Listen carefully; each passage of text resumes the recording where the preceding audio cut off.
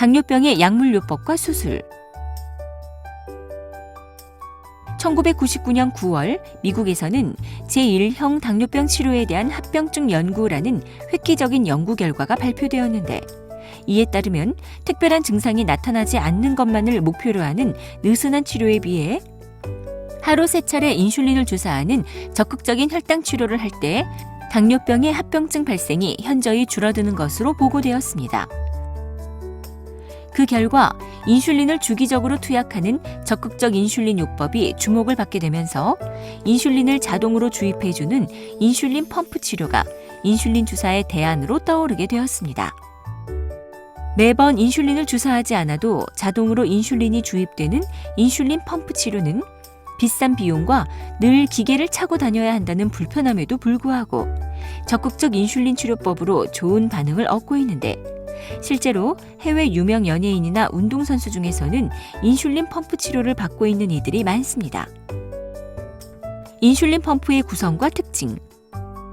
인슐린 펌프는 3ml 분량의 인슐린을 저장하는 주사기, 인슐린을 주입하는 모터, 작은 건전지 등으로 구성된 기계 부분과 환자 피하 지방에 꽂은 채 2-3일간 유지되는 주사 바늘, 그리고 펌프와 주사 바늘을 연결하는 가는 관으로 구성되어 있습니다.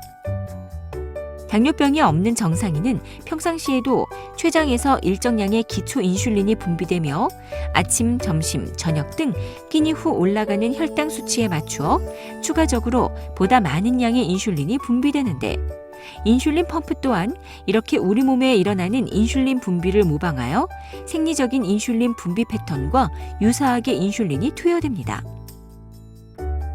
인슐린 펌프 치료의 장점과 단점.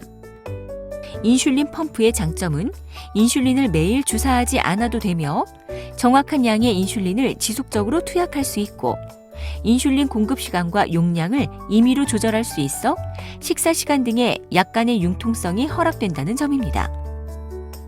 또한 환자가 식사 시간과 인슐린 투여에 대해서 항상 주의를 기울여야 하므로 당뇨 관리를 철저히 할 수 있는 동기를 부여할 수 있습니다. 하지만 단점으로는 인슐린 투여를 위해 바늘을 피부에 꽂은 채 생활해야 하므로 행동에 불편함을 느낄 수 있고, 바늘이 들어간 부위에 감염의 위험이 있으며 상대적으로 가격이 비싸고, 기계 고장으로 인해 인슐린의 주입이 중단되면 고혈당 등 급성 합병증이 일어날 수 있는 점 등이 있습니다. 인슐린 펌프 치료 전 고려되어야 할 상황. 경제적인 문제. 인슐린 펌프의 가격은 대략 150에서 300만 원 정도로 고가이며, 기계 외에도 바늘과 인슐린 등 지속적으로 소모되는 물품의 비용도 만만치 않기 때문에 일반적인 인슐린 주사요법보다 훨씬 더 많은 비용이 들게 됩니다. 환자의 신체적 조건.